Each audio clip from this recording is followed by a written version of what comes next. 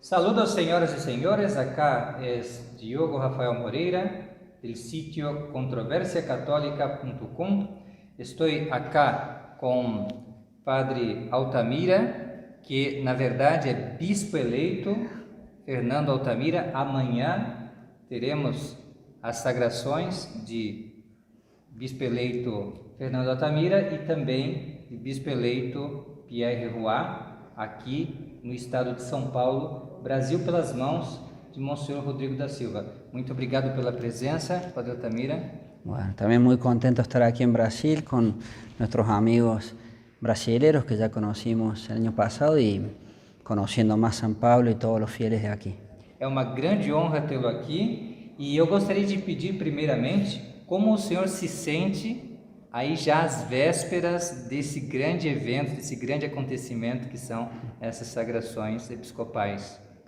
Me siento realmente con mucha alegría, Dios me está dando una gran alegría, en la gracia de Él actúa así, por lo menos en estos momentos, también consciente de la gran responsabilidad que eso existe. Pero en este preciso momento, respondiendo a su pregunta, me siento con mucha alegría.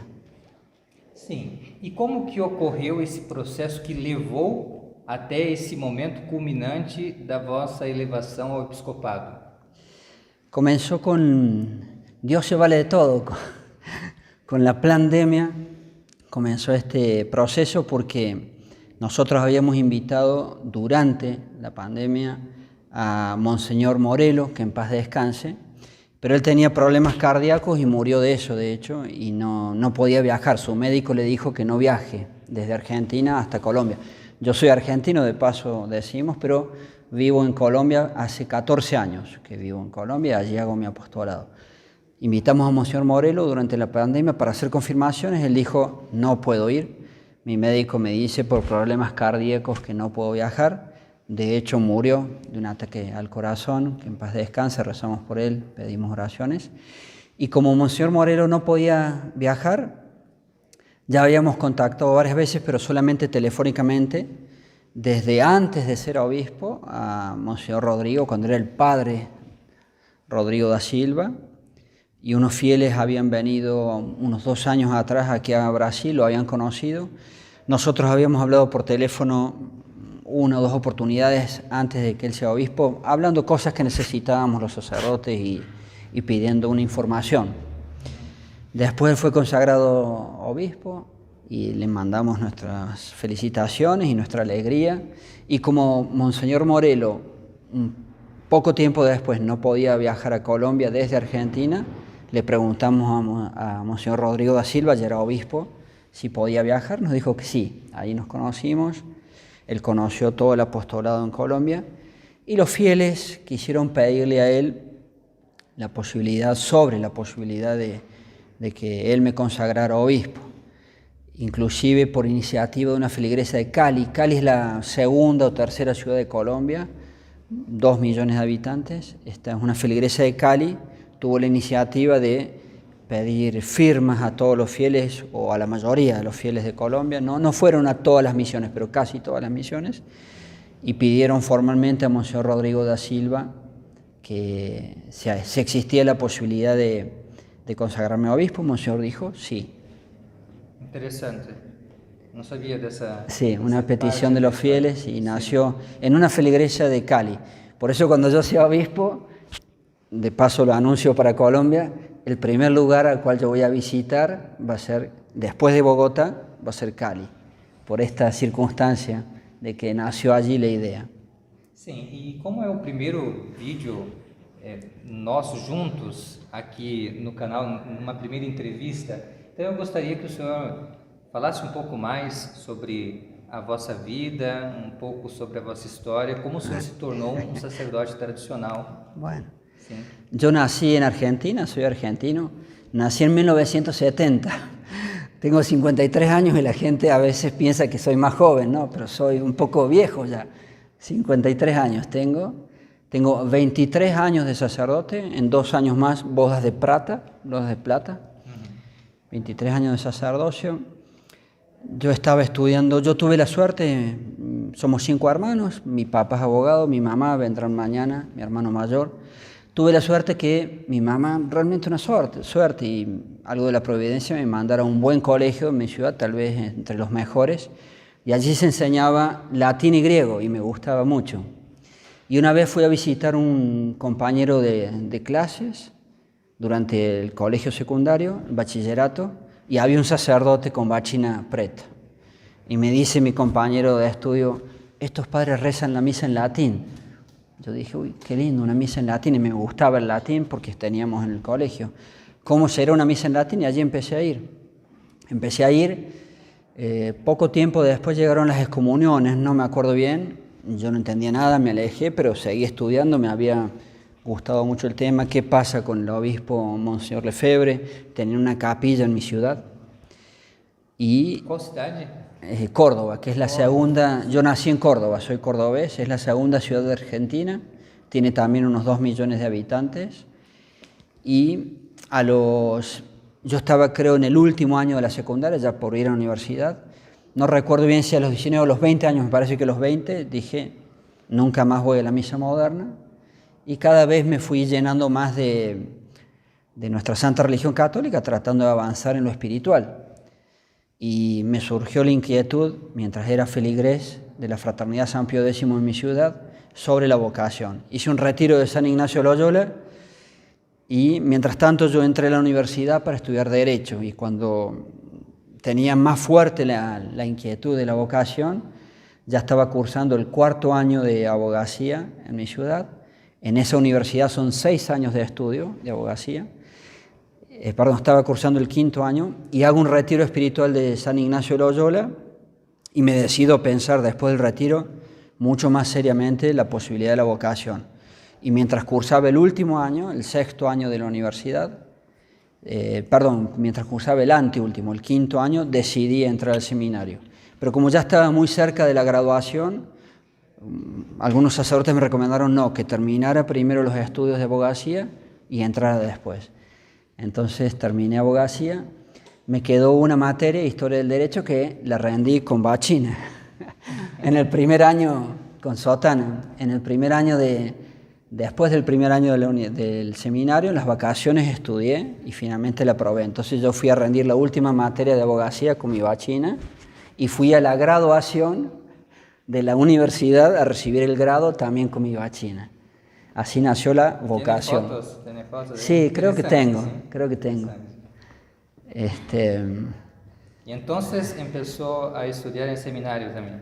Claro, yo cuando terminé de cursar. ¿Adelantó alguna cosa, alguna materia por su formación académica o no? Latín, yo no tenía clases en el seminario, no me hacían concurrir a las clases de latín porque yo ya sabía, ya tenía más o menos una base de estudios en el colegio secundario. Sí. Entonces a mí me dejaban estudiar solo latín, no iba a las clases. Entonces entré al seminario de La Reja de la Fraternidad San Pío X en el año 95 y fui ordenado 6 años después, en diciembre del 2000. Fui ordenado sacerdote. ¿Por cuál obispo? Por Monseñor Felé. Yo fui ordenado por Monseñor Felé. Mi primer destino fue Mendoza. Estuve en Argentina 9 años en Mendoza. Fui prior de Mendoza y después me trasladaron a Colombia, prior de Colombia también en Bogotá.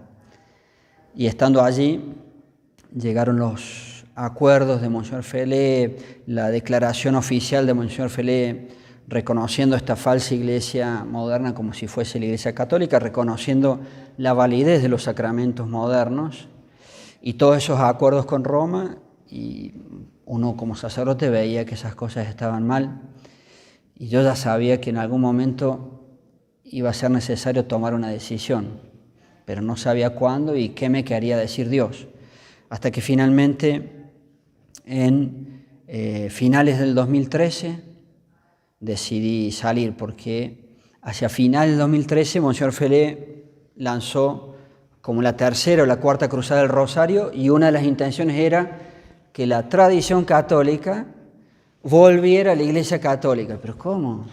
Es al revés, la falsa iglesia tiene que volver a la tradición. No, él pedía que la tradición católica volviera a la iglesia, una falsa iglesia además, no, era al revés. Yo decía, no, eso no puede ser. y me decidí ya un poco cansado a predicar públicamente en contra. Bueno, y ahí se acabó todo. Mas o senhor saiu de livre e espontânea vontade ou foi uma disciplina da parte dele? Se hizo la parte disciplinaria, pero bueno, yo quería salir, yo ya sabía que si hablaba públicamente, cuando yo hice una prédica públicamente en contra de Monseñor Felé, Claro. le avisaron al superior de distrito, yo estaba en Colombia, que era el padre Bouchacourt de Francia. El padre Bouchacourt me dijo, se tiene que retractar. Yo le dije, no. Entonces usted ya no es el prior de Bogotá, tiene que irse de ayudante del prior de Buenos Aires. Y bueno, yo le dije, no, me quedo aquí en Colombia. Sim, e os fiéis apoyaram o Sí, senhor nesse movimento? más o menos la mitad de los fieles vinieron conmigo y hasta el día de hoy son fieles. Al principio eran más de la mitad, pero algunos volvieron y se quedaron más o menos la mitad conmigo. E tentando entender um pouco essa situação da Fraternidade de São Pio X, o senhor avalia que essa posição atual deles, em face do legado de Monsenhor Lefebvre, é um desvio? Por lo menos claramente me parece que uno de los puntos más escandalosos y que a mí me afectó mucho, que a mí me impactó mucho, en ese alejarse de lo que sostenía Monseñor Lefebvre, o mejor dicho, o alejarse de la práctica primera de la Fraternidad San Pío X, fue el tema de reconocer la validez de los sacramentos modernos, en particular reconocer la validez de los obispos modernos y la validez de los sacerdotes modernos. Además de toda la cuestión del Concilio Vaticano II, la Misa Nueva y todo eso, pero a mí me impactó mucho personalmente el tema de los sacerdotes modernos, los obispos modernos, porque en mi época todavía se hablaba de la invalidez, pero la fraternidad ya venía cambiando. Penso que até os anos 2000 até tem livros deles que eles falam da invalidade. Sí, la práctica de la fraternidad, de ordenar de nuevo los sacerdotes modernos que llegaban a ella para trabajar con ella, y la postura de los obispos modernos, que es mucho más clara en cuanto a la invalidez. Entonces eso fue un poco algo escandaloso para mí y me llamó mucha atención. Y llegó un momento que yo me di cuenta que iba a salir, pero no sabía cuál era el momento preciso, y me acuerdo que recé muchísimo en esa época para saber, con la ayuda de Dios, cuándo había que decir basta. Y finalmente dije.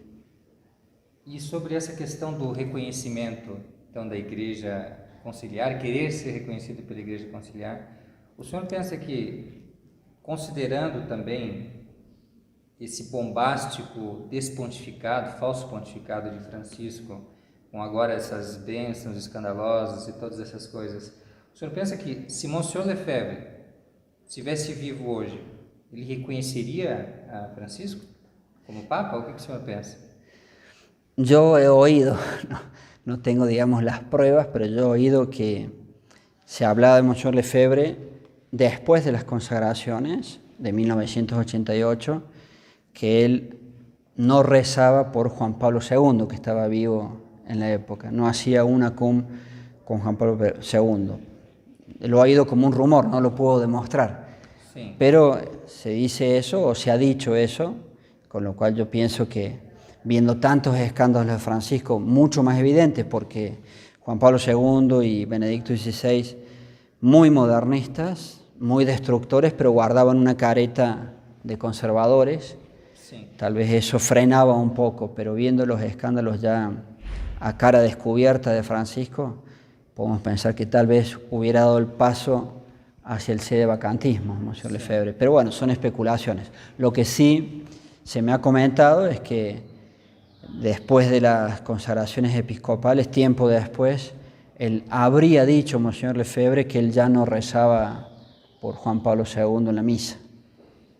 E o que o senhor diria para os sacerdotes que, apesar de todas essas coisas anticatólicas que acontecem, apesar de toda essa igreja conciliar anticatólica, em seu esforço constante para destruir o que resta ainda de catolicismo no seu seio, o que o senhor diria para esses sacerdotes que ainda assim, com toda essa evidência e todos esses escândalos, continuam celebrando a missa em comunhão com Francisco? Yo pienso tal vez dos partes. Primero, las misas una cum, y pienso en mis compañeros. Yo todavía los quiero, los aprecio, los considero amigos, y pienso en ellos, porque ellos tuvieron la misma formación ellos todavía en nuestra época oían de la invalidez de los obispos modernos, inclusive siendo laicos, también en el seminario. A ninguno de nosotros se nos enseñó la validez de los obispos modernos, jamás. Entonces pienso en mis compañeros que hemos sido todos iguales y que todavía están allí adentro. Se les vuelve difícil tomar una decisión, pero tal vez estas circunstancias de los hechos más escandalosos de Francisco puedan ayudar. Y con el favor de Dios yo recuerdo manifestaciones de Monseñor Williamson en cuanto a otro tema discutido, en cuanto a la validez de las consagraciones de Monseñor Tuc. También recuerdo, se me ha dicho, de Monseñor Tissé de Malheré, que en su momento estudió o se puso a estudiar las consagraciones de Monseñor Tuc y la validez. Entonces, ellos viendo que un poco la postura de la Fraternidad San Pío X, en cierta manera ha sido nunca cuestionar la validez de las consagraciones episcopales de Monseñor Tuc y la línea episcopal. Bien, para mis compañeros, si se puede decir así, saber que aquí tienen un amigo y que ellos, si quisieran, por angustias o porque se ven acorralados o porque ya ven que esto es insostenible, seguir diciendo que eso es la Iglesia Católica no puede ni enseñar ni hacer nada malo, es una creación de Dios. Cuando ven los escándalos de Francisco cada vez más evidentes, las bendiciones para homosexuales, cuando ven que ahora en nuestra congregación se dice que los obispos modernos sí son válidos, tiene un obispo moderno, Vitus Wonder, viviendo con ellos en Europa hace 5 años, celebrando como obispos, haciendo los santos óleos. Cuando llega un sacerdote moderno, ya nunca más prácticamente se los reordena, se los hace celebrar misa sin más para los fieles, pan en vez de Dios, no misa en vez de misa, no absolución en vez de absolución, sacerdotes modernos confesando todo. Cuando ven toda esa realidad, si Dios les diera la fuerza, saber que el todavía Padre Altamira los aprecia, es un amigo, los considera un amigo, y si ellos quisieran trabajar conmigo, tienen las puertas abiertas en todo lo que yo pudiera ayudarles. Yo guardo mucho aprecio por los que han sido mis compañeros de estudio en el seminario.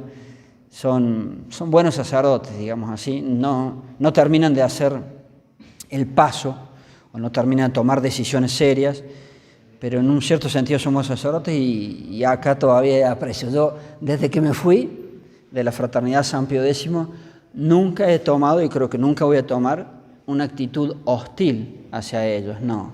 Guardo mucho aprecio y amistad, y los considero amigos, por lo menos de mi parte. Eso es una primera parte. Y lo segundo, de seguir celebrando la misa una cum. Ese sí es un problema de la Fraternidad San Pío X, en donde se enseñaba o se nos enseñaba que un papa puede decir herejías, enseñar herejías y seguir siendo papa. Eso es absolutamente imposible. Eso no es la religión católica. El dogma de la infalibilidad nos enseña que un verdadero papa jamás puede enseñar algo contra el dogma o contra la moral, y estos falsos papas modernos vemos que constantemente enseñan cosas contra el dogma y contra la moral, y allí tenemos otra prueba de que no son papas. Un verdadero papa de la Iglesia Católica está resguardado por Dios, por el carisma de la infalibilidad, y lo sabemos por el dogma, cuando nos enseña ex cátedra, y ex cátedra se nos decía en la Fraternidad San Pío X, que ex cátedra era solamente el magisterio solemne. Eso es falsísimo. Ex cátedra significa cuando él se presenta como autoridad, como papa, desde su sede, desde su cátedra, ex cátedra. Y cada vez que le enseña, sea en forma solemne, sea en su magisterio ordinario, ex cátedra, como papa, no puede enseñar nada contrario al dogma y contrario a la moral, en lo cual vemos que no son papas. Esa es la verdadera conclusión.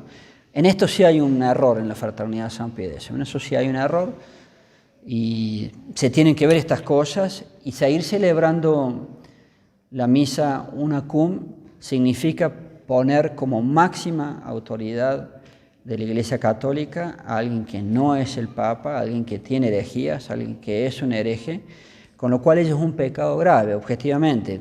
Quizás no lo vean y quedará como algo material, pero objetivamente hablando es un pecado grave. Yo no puedo poner como máxima autoridad de la Iglesia Católica un hereje y pensar que esa cosa falsa que han creado con el Concilio Vaticano II, esa falsa iglesia moderna, pensar que eso puede ser la Iglesia de Dios, nuestro Señor Jesucristo, también es un error grave. La Iglesia Católica no puede decir nada malo ni enseñar nada malo. Entonces, son dos temas serios. Y en el tema concreto de poner el Unacum Francisco en la misa, un primer error grave es designar un hereje como la máxima autoridad de la Iglesia, y un segundo punto objetivo, que tal vez no se vea por mis compañeros, por mis amigos sacerdotes, pero objetivamente, al poner a un hereje en el canon de la misa, yo hago una comunión, una unión con ese hereje, y con lo cual entran a jugar todos los pormenores graves de la communicatio sacris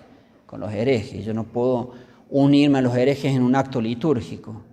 Todas esas cosas hacen que ese problema del Unacum es un tema bien serio. En la Fraternidad San Pío X no se ve, no se estudia, y el dogma de la infalibilidad se estudia mal. Entonces, pienso, porque conozco a mis antiguos compañeros, que hay un error material, no creo que haya maldad, no creo que esté lo formal, pero objetivamente hablando eso es un tema grave.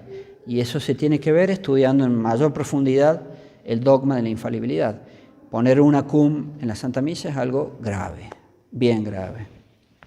Vossa Excelência, o senhor já falou que tem apostolado em Colômbia e gostaria de saber, já que o senhor falou da sua recepção e boa vontade para com os sacerdotes que queiram trabalhar com o senhor, se também o senhor está aberto a trabalhar com fiéis de outros países vizinhos, como a sua terra natal, Argentina, y otros lugares. Sí, por supuesto, yo estoy dispuesto a ir a donde Dios me envíe, pero en particular Brasil.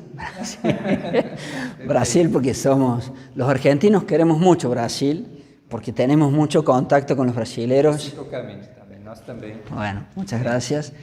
Y además porque Monseñor Rodrigo da Silva piensa hacer un fuerte apostolado en México, que es más lejos, con lo cual probablemente esté más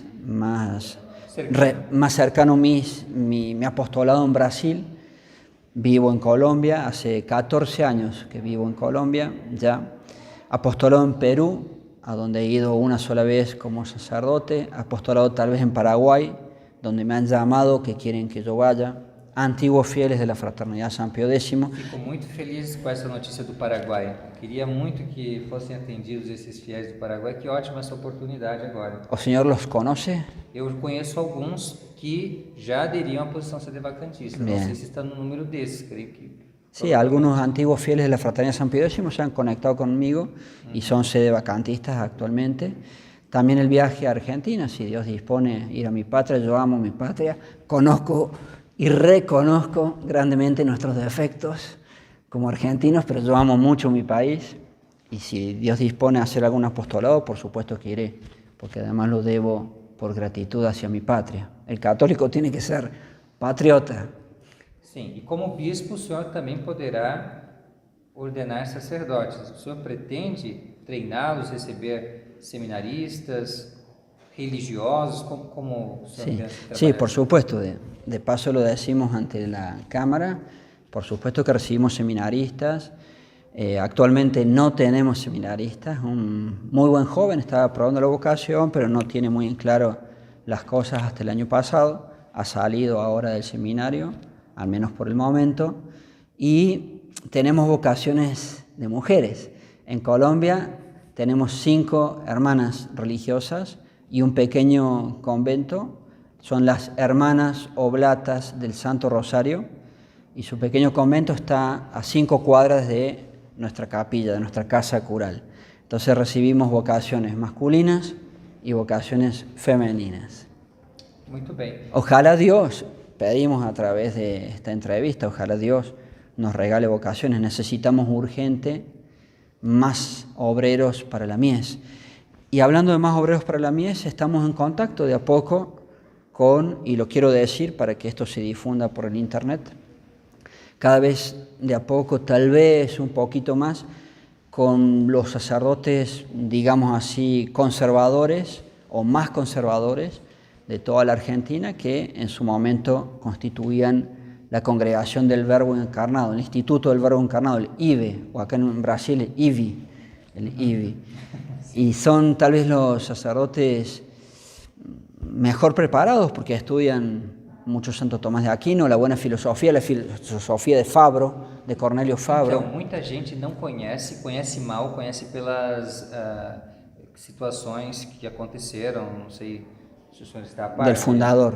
Del Com o fundador. fundador, então as pessoas aqui do Brasil, muitas não conhecem o perfil, a formação De los que sacerdotes. eles recebem. Claro. Que eu, ouvindo de sacerdote já, não do senhor, de outros sacerdotes já Claro. no passado, elogiam muitíssimo a formação deste clero, dizem que ela é praticamente a formação da fraternidade. Sí, sí, sí. Tiene muy buena formación, insisten muchísimo en Santo Tomás de Aquino e insisten en la buena filosofía, tienen muy buena filosofía y en la parte más importante de la filosofía, que es la metafísica o la filosofía primero, ellos llevan los verdaderos conceptos de la filosofía con la insistencia en el ese como la forma de las formas y lo más perfecto del ente, por encima de la esencia, que es la gran discusión filosófica en el medio católico, los que defienden la primacía del ese o la primacía de la esencia, los esencialistas. Ellos siguen a Cornelio Fabro y todos estos filósofos que han visto la verdadera filosofía de Santo Tomás, redescubrir a Santo Tomás y la insistencia del mismo Aquinate, del mismo Santo Tomás de Aquino, a través del ese. La esencia es muy importante, pero la forma de las formas, forma formarum, es el ese en el ente. Y ellos siguen toda esta buena filosofía que fue redescubierta por Fabro, y ellos tienen buenos filósofos también, profesores de su seminario. Sabemos por los medios públicos cuántos escándalos, tristísimamente, muy graves, hizo el fundador, que ya murió hace unos pocos meses, pero eso no quita y no obsta que en su congregación deben tener como 700 sacerdotes, hay muy buenos sacerdotes, a los cuales se les facilita el paso, por lo menos en estos puntos de la formación, de la buena formación. De hecho, con nosotros está trabajando un antiguo sacerdote del Verbo Encarnado, que es de mi propia ciudad, Córdoba, el padre Edgar Díaz. Y ya hemos estado en contacto con otro compañero de él, y si quiere, y si Dios permite, estaremos en contacto con otros. Y sepan también que en lo que podamos ayudar a que den ese paso, digamos así, también los sacerdotes del Verbo Encarnado. Muchos se han salido como 200, se han salido por estos problemas del fundador, pero han ido fundando sus propias comunidades. Cualquiera de ellos, en lo que podamos ayudar, los ayudaremos. De hecho, Monseñor Rodrigo da Silva ha ayudado mucho ya a alguno de ellos y seguirá haciéndolo, y yo también, en la medida que puede, serán ayudados. Y tienen que, hablando de las vocaciones, ojalá quieran trabajar con nosotros, porque el trabajo es enorme y buenos soldados son bienvenidos. O senhor fala muito em ajudar aos sacerdotes, aos fiéis, e como que os fiéis podem ajudá-lo também a dar continuidade a essa obra? Bueno, si quieren ayudarnos, siempre hay muchísimos gastos, siempre nos manejamos con muy pocos medios económicos, pero recuerdo una frase del padre Leonardo Castellani que a mí me gusta mucho. Durante mi seminario, algunos profesores, por supuesto, de Argentina, se habla mucho del padre Castellani. El padre Castellani y el padre Membiel fueron tal vez los más grandes dones de Dios para mi país, de sacerdotes buenos y de buena formación que hicieron escuela.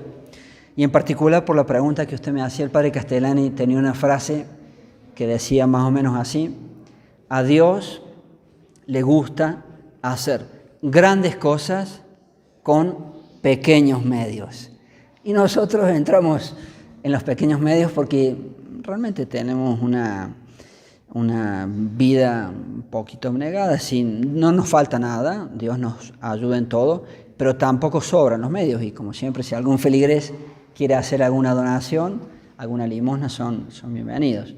Dios cuida de sus sacerdotes, pero a diferencia tal vez de otros apostolados, por lo que uno escucha, el apostolado en Estados Unidos, el apostolado en Francia, el padre Gilles Roger, que es amigo de Monseñor o conocido de Monseñor Rodrigo, tal vez yo vaya a visitarlo. Ellos, por todo lo que significa Europa o Estados Unidos, tienen un poquito más de medios. Nosotros nos manejamos con medios muy restringidos, pero a Dios le gusta hacer grandes cosas con pequeños medios. Aún así, si alguien quiere ayudarnos, por supuesto que puede hacerlos. Perfeito. Muchísimas gracias, Vossa Excelência, por essa bela entrevista, por tantas informações enriquecedoras sobre a vossa vida, sobre o vosso ministério. Espero que tenha um ministério episcopal agora muito fecundo, que traga muitos frutos aí, bênçãos para a igreja. E, por gentileza, peço que encerre com a vossa bênção a bênção de bispo eleito. Sim. Bueno, yo simplemente quería insistir en que es todo mi deseo gastar, me gusta la palabra gastar en español, es todo mi deseo con la gracia de Dios, todo es gracia, pero es todo mi deseo gastar mi vida por Dios, nuestro Señor Jesucristo, y lo cual es lo mismo que decir gastar mi vida por el catolicismo, sin duda. Gastar toda mi vida, que pudiera uno llegar digamos, hacia el momento final de la vida y poder decir, gasté mi vida por Dios, nuestro Señor Jesucristo. Y remarcar que Cristo es Dios es un tema muy importante por la época que nos toca vivir, porque se ataca la divinidad. Va a ser un punto clave en el futuro. Entonces, Dios me ayude con su gracia a poder cumplir mi deseo hasta la muerte, amar y servir a Dios, nuestro Señor Jesucristo, y a su Santa Iglesia Católica. Es todo lo que deseo yo con el episcopado y quiera poder cumplirlo con su gracia. Ahora damos la bendición hacia la cámara o al Señor. En nombre del Padre, del Hijo y del Espíritu Santo. Amén. Ya que estamos en Brasil, por intercesión de Nuestra Señora Aparecida, benedictio Dei omnipotentis, Patris et Filii et Spiritus Sancti, descenda super vos, emaniat semper. Amén.